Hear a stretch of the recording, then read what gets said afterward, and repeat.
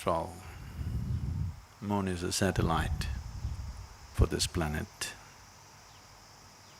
and helplessly strung to this planet and making its rounds. So what is the significance? Why these full moons and no moons are held significant?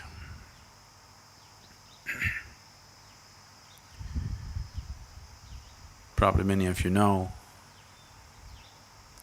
that you may not know, I hope you do not know this by experience.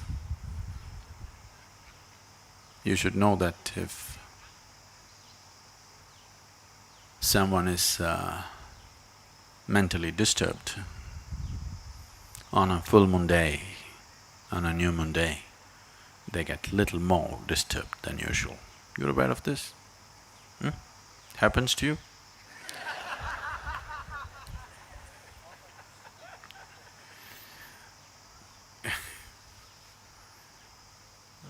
Say yourself, you just be with me, don't worry about the camera. So, it doesn't happen to you, but it does happen to somebody. So it is not that moon instigates madness, it is just that when the moon takes certain positions, it heightens whatever you are. If you are loving, you become more loving. If you are joyful, you become more joyful.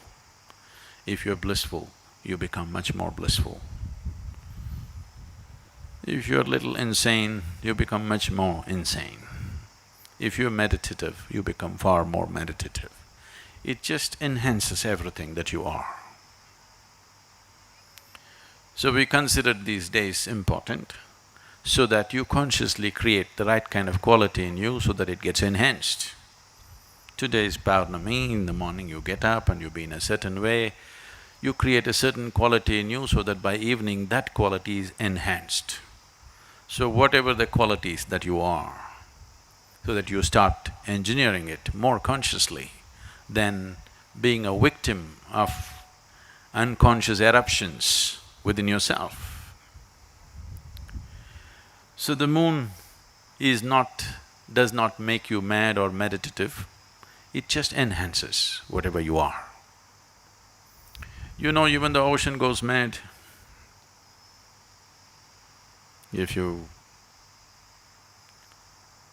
are a swimmer on the beach, it's madness for you. But if you are a skipper of a large vessel, it is a boon for you. But something is happening. The very ocean is trying to rise. When the very ocean is trying to rise, the situation may be conducive for you also to rise, probably, if you are willing to make use of it. And moon's influence on human life is far more than that. To do anything with yourself, to be aware where the moon is could be useful because it creates different types of qualities and energies in the system. If one is aware, he could make use of it.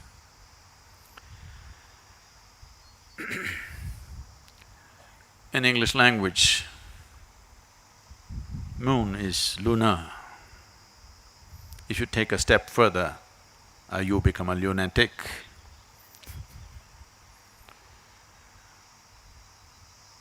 So generally, the influence of the moon is considered illogical.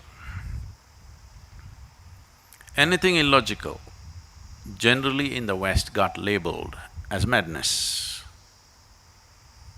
or insanity. But here, we always saw the limitations of logic. Logic is very useful to conduct the material aspect of your life.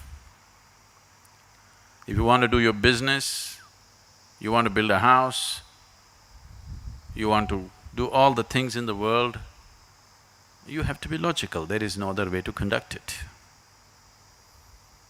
This is the problem with us. To conduct the outside, we call the divine. To conduct the inward, we try to go at it logically. Both won't work for us. So, when it comes to subjective dimensions of life, if you're not willing to step beyond the limitations of your logic, then nothing ever will happen. If I ask you to close your eyes and do something very simple, you sit here and calculate, okay, if I do this, what will I get, what will happen, this. Nothing will ever happen to you. If anything beautiful has to touch you in your life, if meditation has to touch you, if love has to touch you, if bliss has to touch you, you must be illogical. Everything is logically correct, but you have a long face because everything is correct with you. You're correct, but life doesn't work like that. If you wake up in the morning, tomorrow morning when you wake up, lying down in your bed, think 100% logically. Do not think of all those beautiful moments in your life. Do not go back to any experience which matters to you. Do not think of the birds in the sky, the sunrise, the flowers in your garden, your child's face or a loving moment in your life. Don't look at any of that. Just think logically. Now you actually have to get out of bed. That's not a small feat.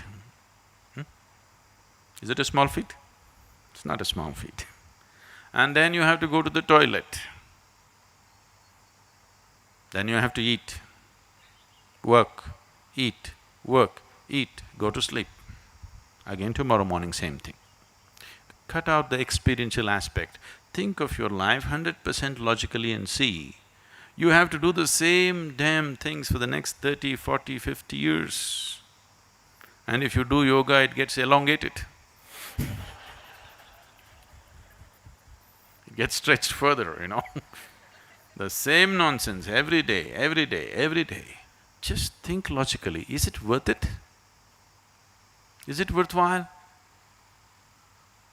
Is it worthwhile? No. Moments of extreme logic are moments of suicide. And all of you have been committing suicide like this, but you don't do anything these days in one shot. You do everything in installments.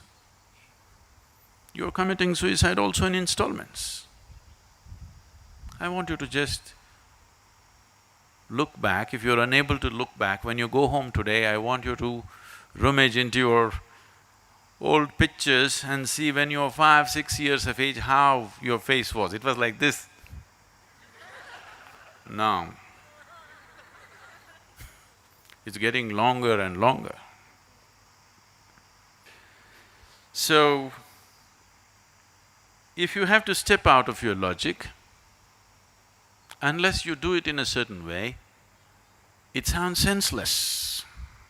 Because right now, your idea of sense is only logical, isn't it? But please see, the most beautiful moments in your life have happened to you only when you kept your logic aside a little bit. Yes? Logically examine your love affair and see, it'll be the most stupid thing you can do. Really. Yes or no? Maybe it's the most beautiful thing in your life, but logically dissect your love affair and look at it, it is the most idiotic thing you can do. But it might have become the most beautiful experience in your life. So the logical dimension of life and the experiential possibility of who you are diametrically opposite. So in yoga, we look at you as two aspects, the sun and the moon. You've seen the symbolism? You've heard of the word hatha, hatha yoga? Hatha means ha, means sun, tha means moon. So these are the two dimensions. There are various symbolisms for this.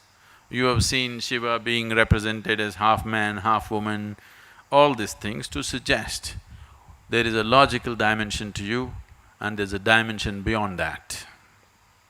If you do not explore both, you will be an incomplete human being. or you will be only half alive. So when we say a spiritual process or yoga or whatever, what we're looking at is how to become a full-fledged life process, not a half-life process. Just the body is alive, that's not good enough. Everything in you should be aflame. Only then you will see whether something is happening or nothing is happening, it's worth being here. If you sit here, it's worth being here. If you open your eyes, it's worth being here. If you close your eyes, it's worth being here. Otherwise, whatever is happening, it's not worth being here, simply because only a part of you is alive, the other part is yet to come alive. So the moon, today being a full moon, the clouds are hiding it, but don't worry. Whether you can see it or not, the influence of the moon is very much there. Because on a no moon day or a new moon day, the influence of the moon is far more than on the full moon day. So whether you perceive something or do not perceive something is not the issue, the influence is anyway there. There is a logical element to you which helps you to handle the material well. There's a dimension beyond logic, without it the subjective dimensions can never be accessed.